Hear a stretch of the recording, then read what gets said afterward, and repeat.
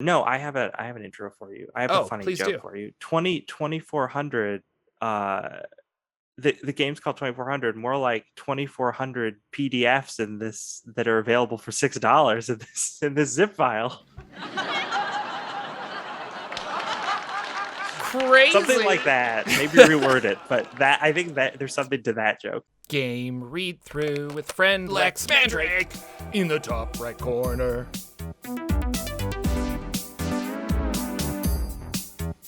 Hello, everybody. Welcome back to Games with Lex in the top right corner. I am your host, Jordan, with a silent PH in the middle, and up in the top right corner is Lex, Mr. Lex Mandrake himself.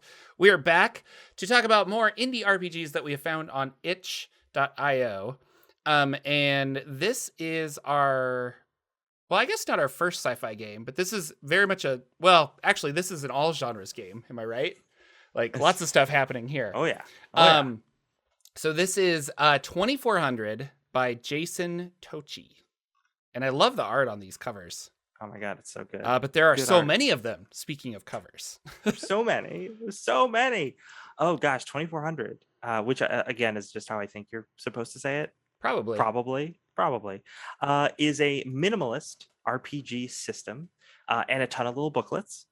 It came out in the year 2020, and the SRD for it, which is basically like the core rules, are free over on Jason's itch page, and the 2400 series of booklets are $6. And my goodness, is it worth it? You get like 19 booklets in that Yeah. thing, and they're all small. So the SRD, they're made to be printed out on a full size sheet of paper, double sided, and then folded. So they are basically two full page spreads or a cover plus 3 pages, and that's the core game. But it's also all of the other little booklets are all that size too. But it's amazing how much gets packed into all of these things. They're fantastic. Yeah, So no, I mean, straight up, it's a full game. And it's a full game for each of these different settings. yes, yep. So, like, I'm looking at 2400 resistors now, and we're in New Coke City. We're a jailbreak cyber arm or something going on. Right? Yeah, no, they're great. There's so many cool ideas in there. The system overall is lo-fi sci-fi. Okay. That's sort of like a couple of them don't fit into that, but that's overall what it's supposed to be in terms of theme.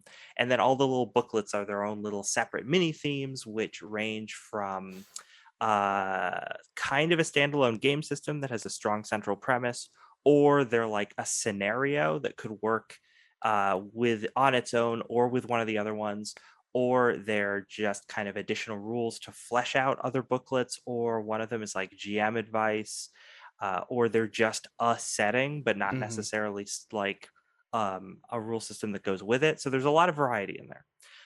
But the core thing So when and you the say core, lo-fi, is that like Blade Runner? Is it's, you that know like, what give they me a he just lo-fi, like, what do I know?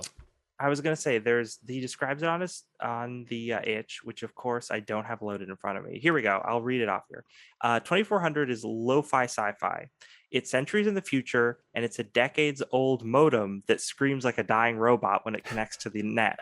It's a spaceship with a faster than light drive, artificial gravity, and a flickering display that you got to tap a few times to see the jump coordinates. It's hacking something together with whatever cheap materials you have on hand, ignoring the rules until you need them, banging out something that might not sound finished, but definitely sounds fun. So that's sort of the Okay. overall So principle and like it's concept. way in the future, but I can still hotwire a car or something like Yes. that. Like Yep. you could still do Mhm. these kind of cheap tricks to overcome stuff. That's cool. 100%. So, to talk about the core mechanic of this game, because like I said, this is minimalist, it's very rules light. This core mechanic is going to be familiar to those who are familiar with Apocalypse World. So, we've got a 3 state sort of resolution system with the worst state being a failure, the middle state being a semi success, and the highest state being a full success. But unlike Apocalypse World, this does not use 2d6, it uses 1d6, and then has a modifier system that is built into the dice chain. If you've read any of my published work, you know I love this idea, so I'm very happy about it to see it here. And it's that idea that, like, hey, are you skilled in the thing that you're doing? Okay, you're probably rolling a d8. and you're Mhm. still trying to get that 5 or plus for a full success, You right? just have a better chance now Yeah. because there's more sides on the die, which is kind of Yep. fun. Yeah. And then the more trained, the higher up the dice chain you go. And if there's something bad going on, circumstantial, or you've been injured, or you've got too many heavy items, then you're going down that chain, maybe to a D4 at worst case, right? So it's So there's very your workable. simple but more robust way of saying advantage disadvantage almost. Oh, Like especially with the D4. Like you guys are really in a jam. You're going to have to roll this. I'm assuming there's bonuses so you could still hypothetically succeed. there But are there are not there are no numerical static bonuses in this. You're just changing your die. how do you get a 5 on a D4? You don't. you Oh. you could only get a partial success if you're rolling Oh, a a die partial that success. low. Okay. But yeah, because it has that non-binary fail state, right? There is in some of the systems, but not all of them have an advantage type thing. Where if someone helps you, like another party member tries to help you, they get to roll a d6. Or I guess if they're skilled in it, they might be able to roll a bigger die as well. And then you take if your roll is higher, you take that. If their roll was higher, that they take that. The only penalty for them is if they're doing that and they roll badly, they have to take the consequences of rolling badly on that same chart that you're looking at when you're rolling. So there's a little bit of an advantage sort of in there for assisting. But otherwise, Interesting. we're just moving up and down the dice chain. And like I Yeah. said, no static bonuses, right? In terms of getting hurt and dying, it's basically like you have items that can absorb damage, the obvious ones being armor, but there are some other ones that can do that. And the idea is like, oh, if you're going to be hurt, the item gets destroyed instead, or gets ticked off. Like certain types of armor can be hit a certain number of times, right? And if you don't have an item like that and you get hurt, then you become injured, and that sort of also will affect your die rolls by bringing them down. And if you get hit again while you're injured, then you are dead. So it can be pretty brutal, but again, is pretty straightforward. One of the things that they talk about in pretty much every one of these, which I really appreciate, is the GM is told that players only roll to avoid risk. So rolling should be a little less super prevalent in this. If someone just knows how to do something, they could just do it, right? Yeah, I like that a lot. I'm not How rolling to pilot the ship. Like if I am the Yeah, if you're the pilot, I should be pilot, able to do that. yeah, Oh, an asteroid field, there might be some risk. Like, I don't know. then you're gonna Yeah. have to roll. So And then this it is makes something, the rolling important. I like that, yes, totally. It's And not that's something just, we oh, see. natural one, I failed to charm the guard or something. Yeah. The guard that would have probably just not noticed you Yeah, anyway, let so there you was or no let you point. go because you work there. Like who knows? Yeah. Like The it's something we see in a lot of minimalist games, and I yeah. always appreciate seeing it, so I'm happy to see that. But yeah, the way sort of classes work, they work a little differently in the different games, but the overall idea is that you have some sort of archetype that you have chosen, and then that gives you a certain number of skills that either are specific to that specific little booklet game or general for the system.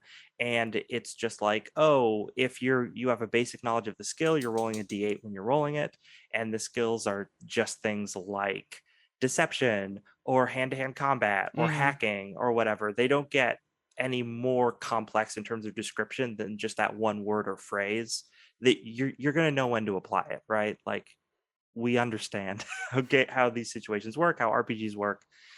So it's pretty freeform in that way, but I don't think that's limiting. And yeah, and then you buy equipment, and there's a credit system that is universal throughout this, where you're rolling for starting credits and you use it to buy equipment or upgrade existing equipment, especially if you have vehicles, which come into play a lot in some of these different booklets. And for things like getting information or trying to kill downtime between jobs is like a big part of a lot of these. So credits come into play there. And then the other things you see in a lot of these are generative tables for creating things like adventure premises, plot hooks, Yeah. NPCs. So a lot of these little booklets don't say like, this is what's happening. They're like, okay, this is the kind of adventure you can generate with this themed game roll a couple times and you'll get one that's going to work, Yeah. right? And then you as the GM are going to fill out the other stuff. Um, and that's, I mean, the overall, that's pretty much the system, right? Yeah. There isn't a lot more to it than that. But But that's really like minimal. really easy So to make. I mean, yeah, I guess minimalist blah blah blah. uh, Being a minimalist game, it is going to be easy to make a character.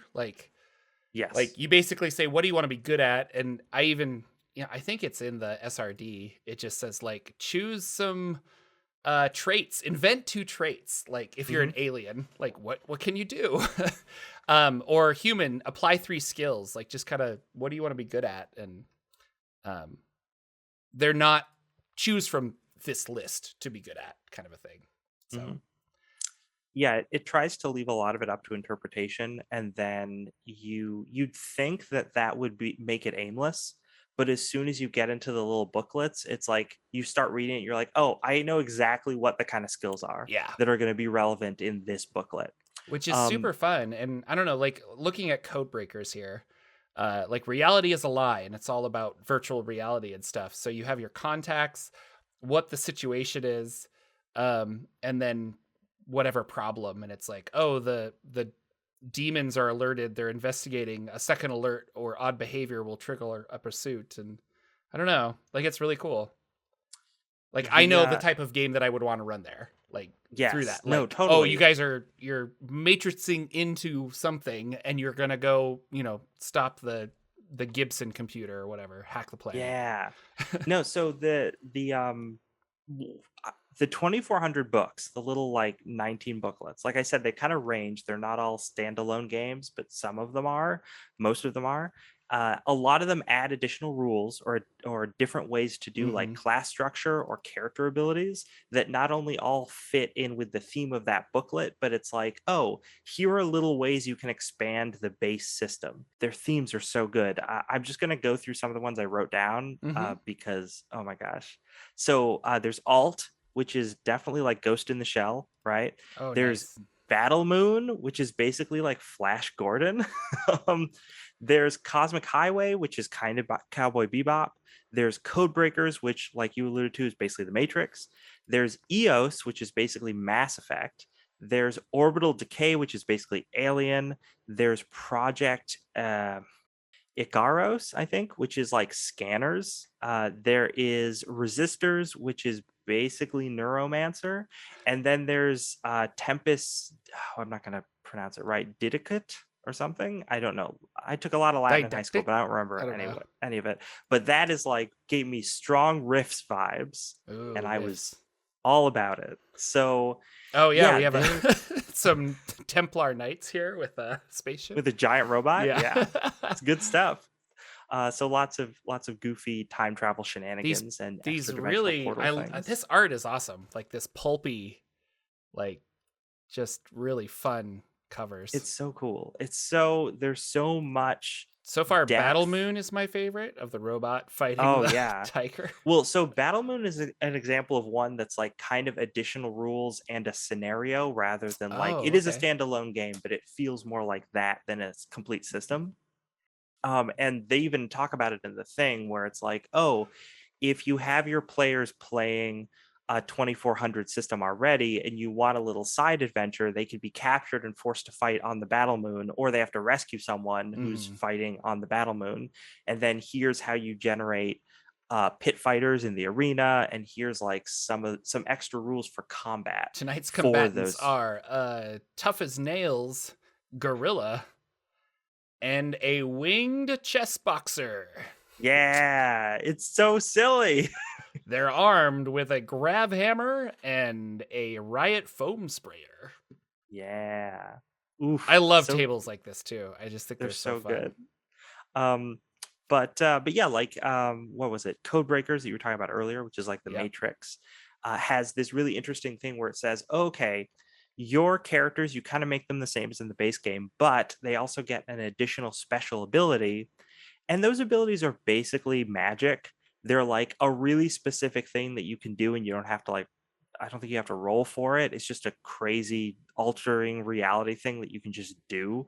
So one of them is like delete, and you just get to like erase an object from existence. Oh, they're like computer code stuff. Yep, Okay. yep. That's fun. Uh, Copy, duplicate a small object. That's hmm cool. So that's some fun Kill, rules additions just for that. touch to induce cardiac arrest.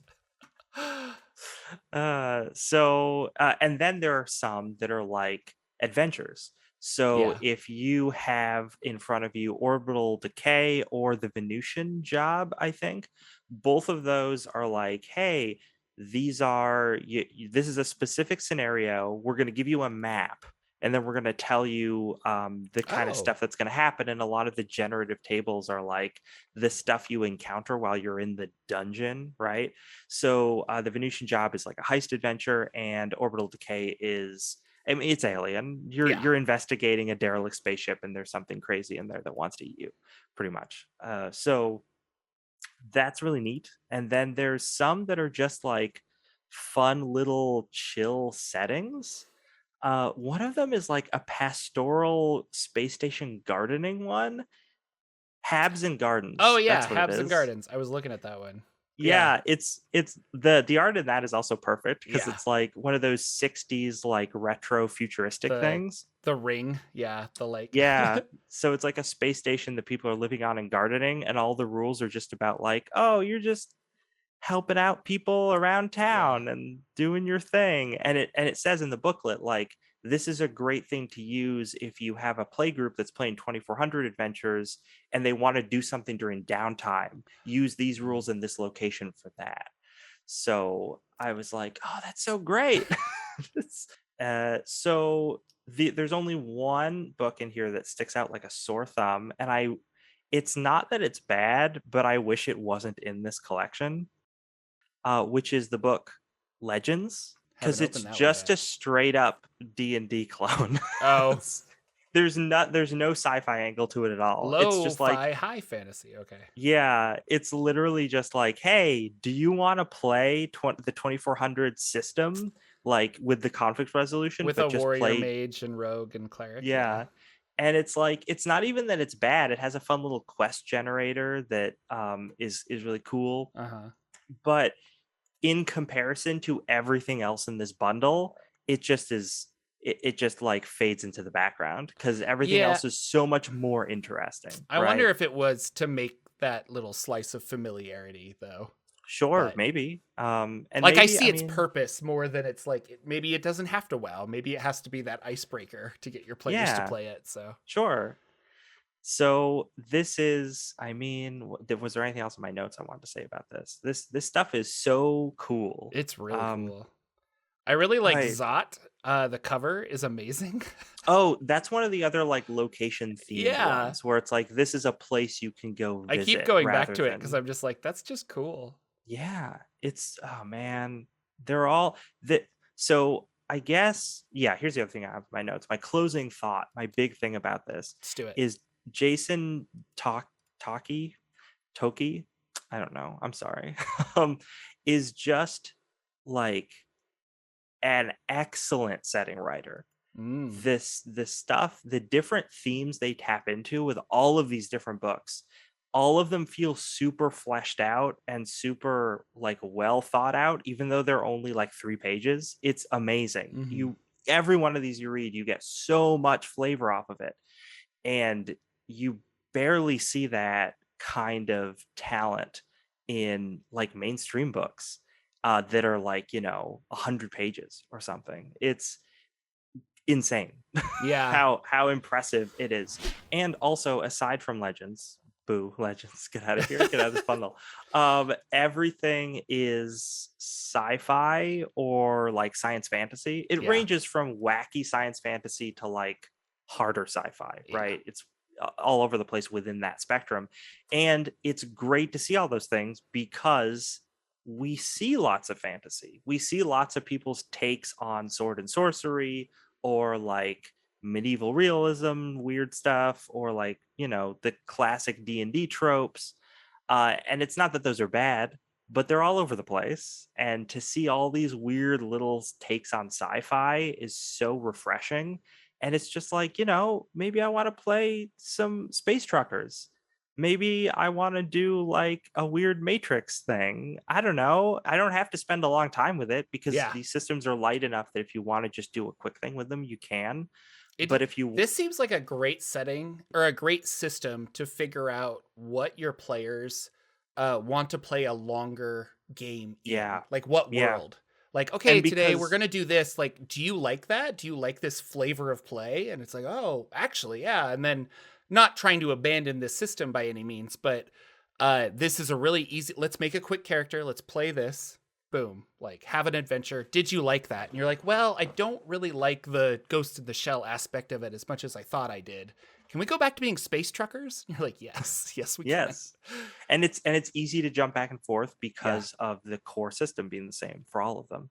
I really want to like mix and match different like class type characters from these different books yeah. all in like the same one, maybe in the Latin named one that I can't pronounce, uh and throw those all together in that one.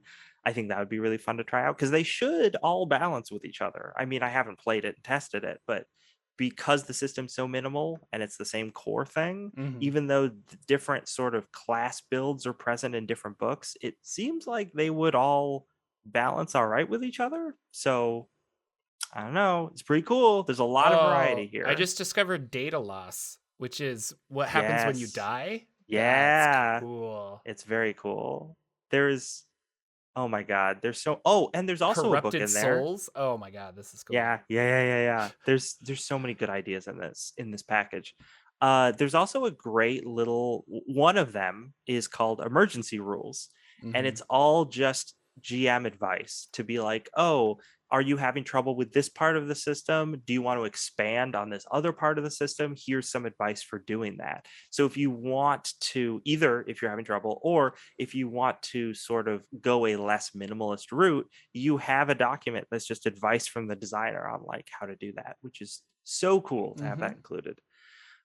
So yeah, my man, 2400, go. It's $6, but it is so worth it. Oh, like It's that. so This is worth it. worth way more than $6. Yeah, Yeah, I there's would so much for content sure. in there. So cool. And look, there actually are community copies. So if you're interested, you Oh, can very claim nice. some access there. They have 700 and some remaining, but uh, Jordan likes to encourage you to buy something that is dirt cheap already and help keep indie people making really cool indie games. Yeah, so you can go to jasontochi .itch.io/2400. I'm curious why it's named 2400. It's I catchy. It's a think cool that's name. supposed to be the year, right? Oh, the Because they're year. Oh, all it's they're all 2400. We did sci-fi. talk about that. Sorry. These are going to be my new computer backgrounds for sure. They're so good. They're just oof, I love so it. evocative. Yeah, so thank you guys. Please like and subscribe as always. We're going to be doing more of these in the future. If you're interested in more game reviews with Lex in the top right corner, there will be a card or something that you can click to a playlist that we just created. And let us know in the comments below if you have a game that you would like us to talk about, because although we do read and scour the internet, Lex more than I, because he's really good at this, it's always cool to get pointed out, like, I actually really think this is an awesome game and we can check it out. Thank you guys so much for watching. We'll see you next time.